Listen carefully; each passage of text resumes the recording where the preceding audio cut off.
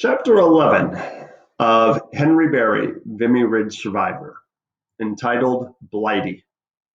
On March 27th, which was a Wednesday, Henry wrote, "We have been on the front lines for 3 days and there's been heavy shelling all 3 days. We have stayed in the dugout for most of it. The shelling suddenly stopped, so everyone was ordered to stand two in the trench. I just got there when a hand grenade came flying into the trench and I got wounded. I was taken to the clearing station, was operated on to take the shrapnel out. It was a fine day. March 28th, Thursday, was on the way to the hospital on the Red Cross train. It was a fine day. March 29th to the 31st, was in the hospital. Were lovely days. April 1st, Monday, was marked to go Blighty by the doctor. Left the hospital at 2 o'clock and went down to the boat by the Red Cross ambulance and then took the boat. Had a good trip across, nice and calm. Traveled at night by train to Toxteth Park Military Hospital, Liverpool, England. This was a very fine day. Henry's life had now changed. He had to stay in bed for 10 days before he felt strong enough to start walking around. The first week, he just stayed in the ward and then started walking the park grounds. He discovered there was a picture theater across the street, and Mrs. Park, whose son was in the 130th, lived around the corner. For the next 3 months, he went to the pictures, football games, walked in the park, and met with Mrs. Park's friends. She introduced him to a girl, and they spent a couple of weeks together, but she wasn't Nettie. As Henry started to feel better, he began writing letters home every week. In May, Henry wrote a quick postcard home to his mother.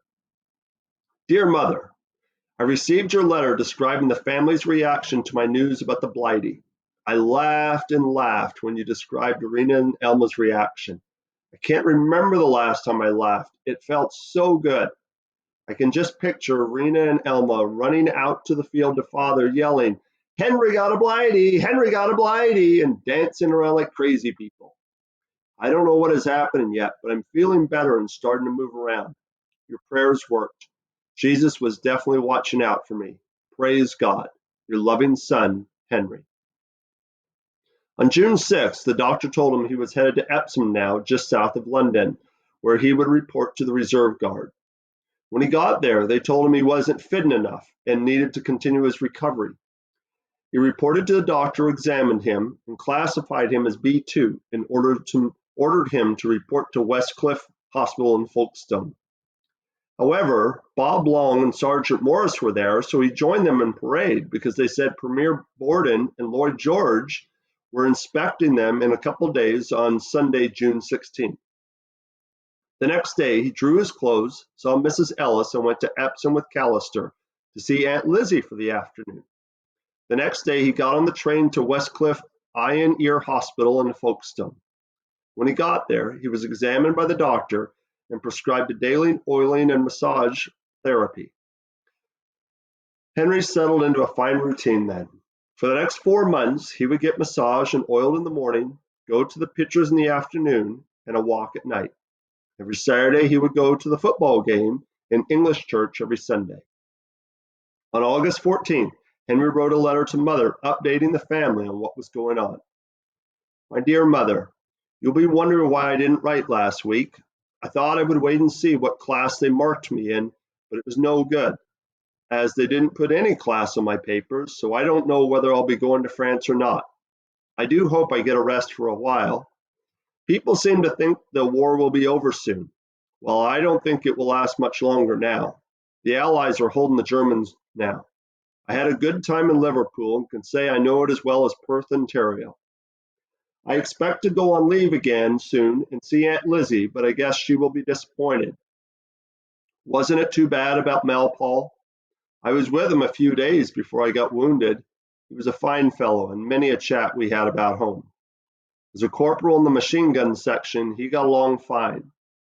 My corporal, who was right beside me, was killed with the same shell that wounded me. I didn't even know it was coming. I was bending over to tie my boot when it exploded. I guess God isn't done with me yet here on earth. We're having fine weather here, and I hope the crops are good at home. This seems to be a very good place. We have a good bed for one thing. Well, I think they'll close now. With good wishes to all, your loving son, Henry." On October 19th, Captain Ballantyne of the Westcliff Hospital examined him again and said he was fit to report to duty. He was assigned to the 6th Reserve Battalion in Whitley.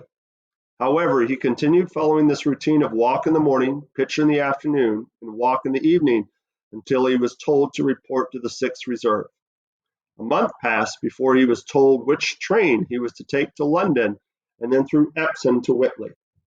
That day was November 12th, and Henry received even bigger news that afternoon. And so in this particular chapter, we see really God's blessing working through Henry's life, because it was as a result of the wound that he received, he actually missed out on probably what was the highest number of Canadian casualties of any portion in the war. And so the chances of him possibly even getting killed during this section was very high. But because he was wounded and was in the hospital over in England the entire time, he missed out on all of that. And so you can see that God very much was watching out for him. The fact that he was talking, that he said when the grenade went off, he was actually bent over tying his shoe.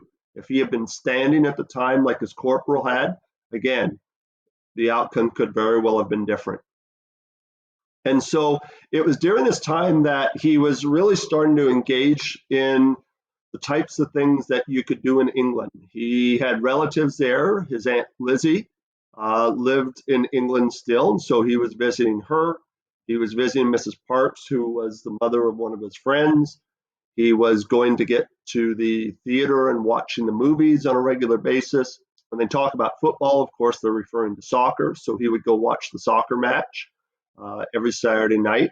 In English church, we would know as the Anglican Church. And so he was still going to church during that time. And so in our next chapter, we will be looking at what the big news. If you're familiar with World War I, you will know that November 12th was a very special day. So until then, we'll see you later.